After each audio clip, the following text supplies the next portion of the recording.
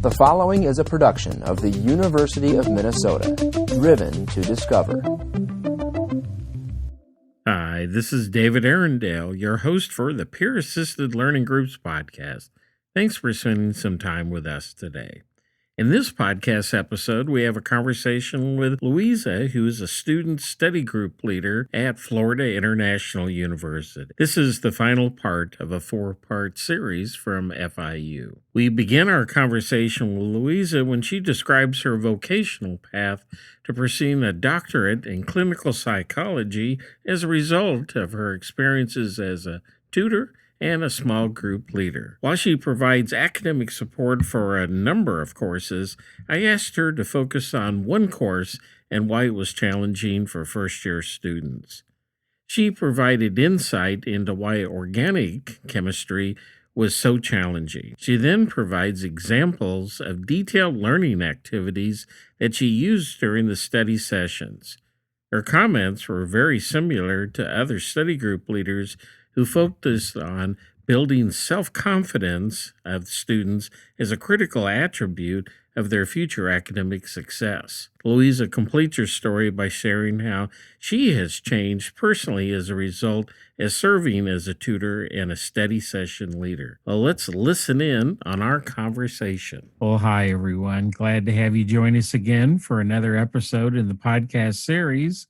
We have another of the study group leaders from Florida International University, and it's Louisa. Would you please go ahead and just introduce yourself and tell us just a little bit about what you're studying, what your hobbies are, so we kind of understand you as a person just a little bit better before we start the other questions.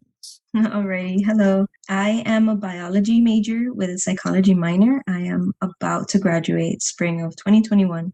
I have been working as a student group leader for about a year and a couple of months. Hopefully in the future, I want to go into clinical psychology and get my PhD. Well, congratulations, and congratulations for graduation being nearly right around the corner for you. In terms of, other than the salary, which is helpful to pay the bills, why did you decide to become involved as a study group leader? I had a group of friends that I would always study with, and I found it really helpful right before exams to go over material, to teach each other, to go over things. I realized at some point when I had to get tutoring that I actually really enjoyed helping out in that way. And so because I had already gotten tutoring, because I knew that I was good in these group settings, I decided to apply. Well, that makes perfect sense then. What courses do you support in your role? I do an array of chem, so Chem 1, Chem 2, Orgo 1. I'm going to start tutoring Orgo 2, and I do the biologies, psychology, and I do math. So pre-calc and trig, college algebra, all of those. Mm-hmm. Wow, that's a pretty wide range that you're supporting. Let's just pick one of those courses. Why is that particular course challenging for students? So I'm going to go with Organic 1. Organic 1 in and of itself has a really bad reputation. When we really get down to the nitty-gritty of it, it's because if we want to do well in organic, we have to understand the details. And sometimes in the classroom, even though the professors go over the details, they fly over our heads. And so when we have students in these groups, we go over the detail again, and we ask questions, and we go over them, and we organize. And so I find it to be one of the more challenging one for students, the one that we have a lot of students coming in for. But it's also one of the the funnest ones to help because it's a puzzle. So you're helping students think critically and create this puzzle full of details in their heads. Well, that's a wonderful analogy. I'm not sure I've heard any other leaders talk about the role as a puzzle master and helping them to solve the puzzle.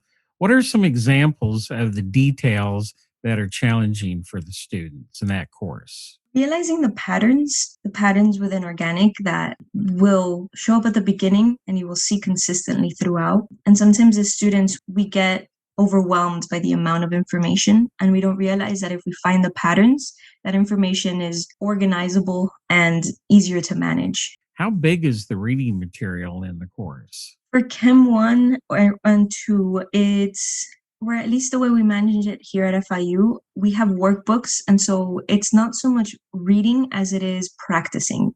the material. Thankfully, it's not like a sort of word vomit, but like a chunking of the material. And we have workbooks that we go over so that they'll introduce the topic and then they give a lot of examples to work through. Well, I'm glad to see that some changes have occurred over the past half century then.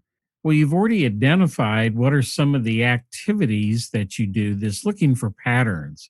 Are there other activities which commonly occur whenever you're working with a student in that chemistry course? I love asking questions. I find it interesting that through guided questions, sometimes students realize that they do know the material. They just weren't thinking of it in that way. And so a lot of times when I'm guiding through groups or I'm on a one-on-one session, I'll ask a lot of questions. And this will help them. And I always tell them that these are the questions that you have to ask yourself when you're going through this very quickly and efficiently. But if you go through these questions in your head, you will be able to guide yourself towards the answer because you have them in your head. You just have to think of it in that way. And so I love asking questions.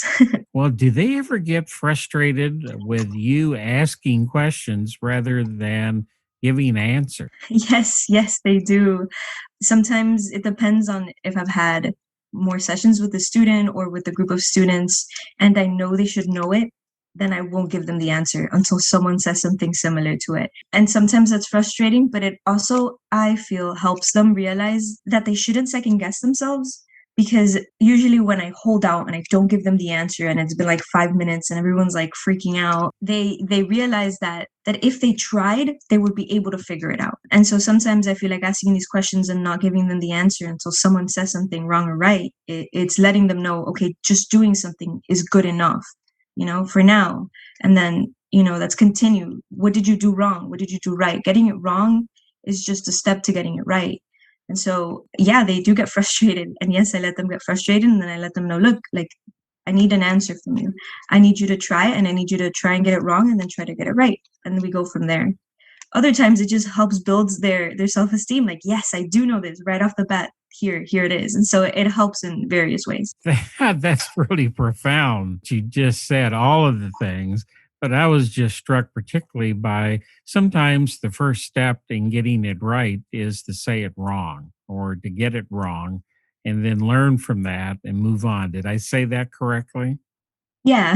Yes, sir. Where did you learn how to do that? Besides the tutor trainings that we have, like always remind us, don't give them the answer. Don't always give them the answer because that's not helping them. That's a really big influence. And I've also been tutored myself. And I know that when they asked me questions and I got frustrated, I knew that was also part of the learning process. So I think it's been both, like being the person who had been tutored, being in tutor trainings, and then being able to apply this and realize, yeah, this really does help. A theme that has popped up in a number of these conversations with your colleagues at other institutions is you're helping them to build confidence. You used the word self-esteem. Would you agree also that that's maybe also similar to saying that you're helping them to build their confidence in themselves? Yeah, yes, sir. That's, I think, definitely part of the process, especially when we have students that do know a lot of the information and then second guess themselves so much that they get questions wrong. And so part of it is, okay, you do know this, just trust yourself, like keep going. You're not going to always get it wrong. Most of the time, you're going to get it right. So trust yourself. And that's part of it too. Well, now we're going to kind of turn our conversation as we're coming up to an end. I wish we could go on all morning, but you've got homework to do. And that is, what do you personally get out of being a tutor or a discussion leader for a study group? Well, besides being able to communicate your ideas correctly and, because you evolve as a tutor as well. I'm sure I wasn't the same tutor when I first started or the first student I tutored up to now, right? You evolve, you learn how to communicate your ideas better.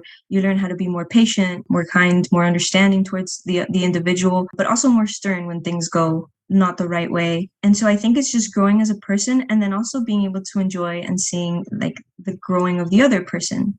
There's definitely been students that I see consistently throughout the semester, and I can really see their confidence grow, their confidence in the material grow.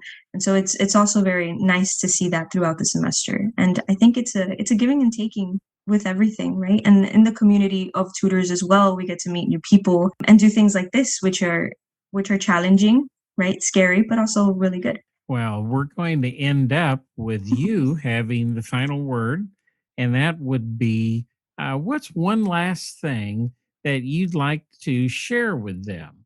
What's a lesson learned or a recommendation offered, or just simply a final statement for today? I would have to say thank you for the effort that you put into making these centers work, the effort that you put into having tutors and making sure that they're okay. And so I would just have to say thank you. It really does make a difference to the tutors who are working with you, to the students that go there. And we know that each and every one of you guys is making a big effort to be there. So thank you.